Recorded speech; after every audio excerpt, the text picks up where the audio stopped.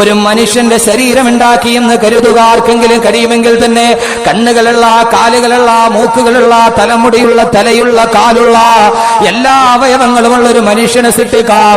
പക്ഷേ ആ മനുഷ്യന്റെ കണ്ണിന്റെ പീലി ഒന്നനങ്ങാൻ, അവന്റെ കണ്ണൊന്ന് ഇമവെട്ടാൻ, അവന്റെ കൈവിരലുകളൊന്ന് ചലിക്കുവാൻ, അവന്റെ കാൽവിരലുകളൊന്ന് ചലിക്കുവാൻ ആ ശരീരത്തിൽ ഒരു റൂഹ് വേണ്ടേ? ആ ശരീരത്തിൽ ഒരു ആത്മാവ് വേണ്ടേ? ആർക്കാണ് അതിനെ കൊടുക്കാൻ കഴിയുക? ആർക്കാണ് ഈ ശരീരത്തിൽ ഒരു റൂഹിനെ ഊതാൻ കഴിയുക? അല്ലാഹു തന്നെ പറഞ്ഞു, നബിയെ പറഞ്ഞു കൊടുക്കുക. വയസ്അലൂനക അനിർ റൂഹ് ഖുലിർ റൂഹു മിൻ അംരി റബ്ബി വമാ ഊതീതും മിനൽ ഇൽമി ഇല്ലാ ഖലീലാ. ഓ നബിയെ പറഞ്ഞു കൊടുക്കുക.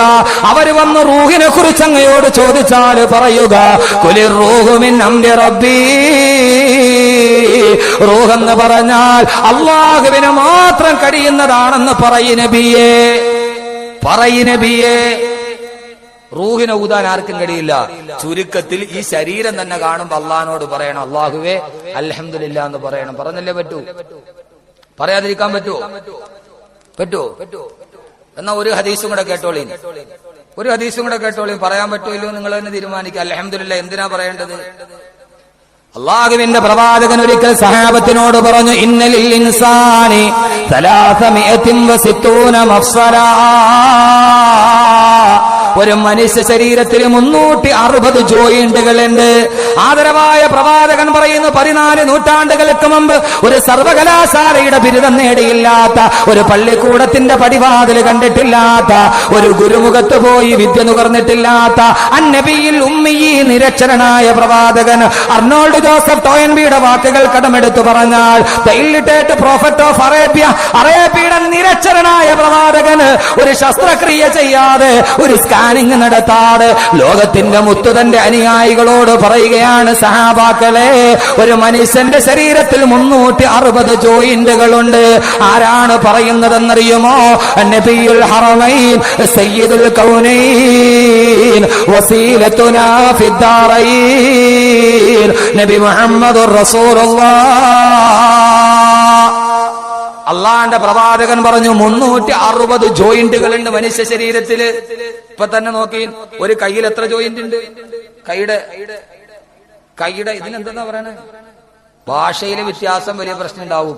എന്താ ഈ ഭാഷയിൽ വ്യത്യാസം വന്നു? നിങ്ങൾ എപ്പോഴെങ്കിലും ചിന്തിച്ചിട്ടുണ്ടോ?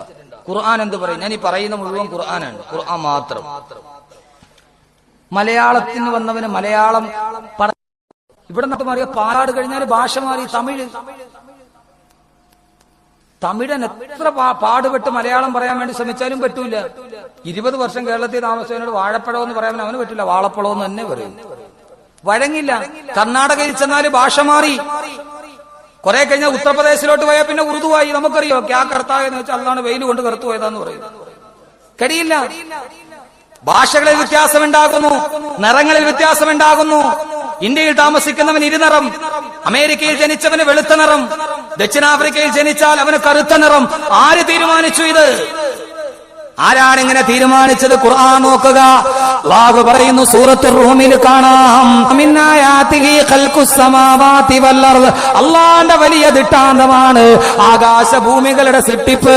വഖ്തിലാഫു അൽസിനതിക്കും, നിങ്ങളുടെ ഭാഷയിൽ ഉണ്ടാകുന്ന വ്യത്യാസങ്ങൾ, വഅൽവാനിക്കും, നിങ്ങളുടെ നിറങ്ങളിൽ ഉണ്ടാകുന്ന വ്യത്യാസങ്ങൾ.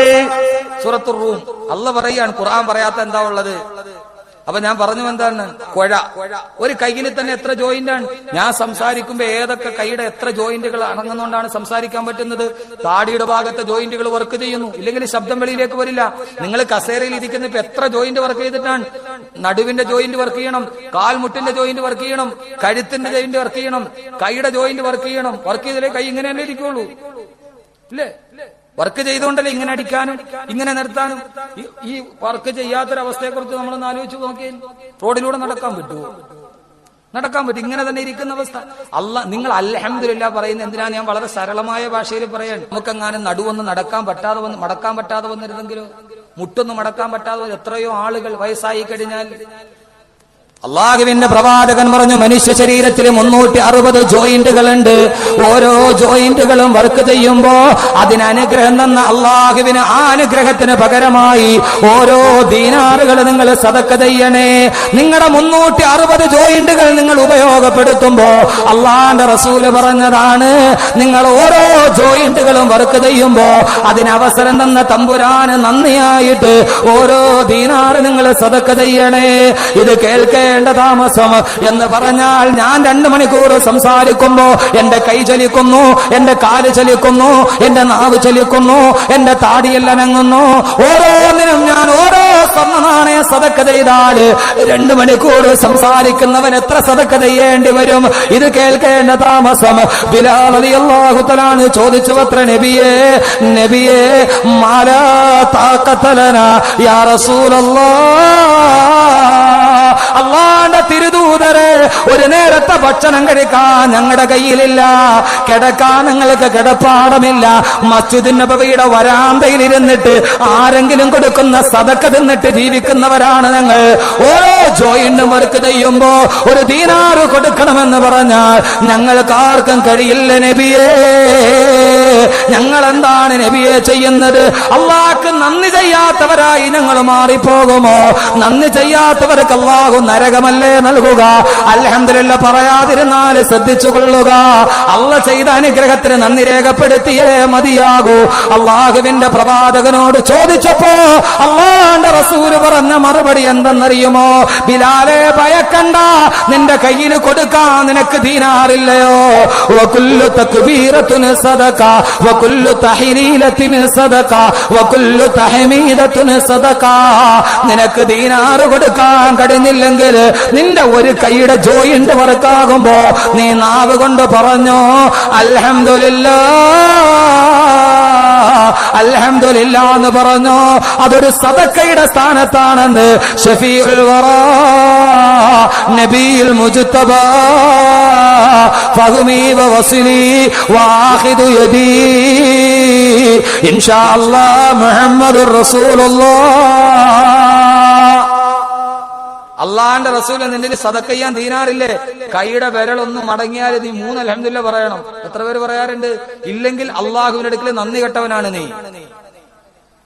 അള്ളാഹു നമ്മളെ കാത്തുരക്ഷിക്കട്ടെ.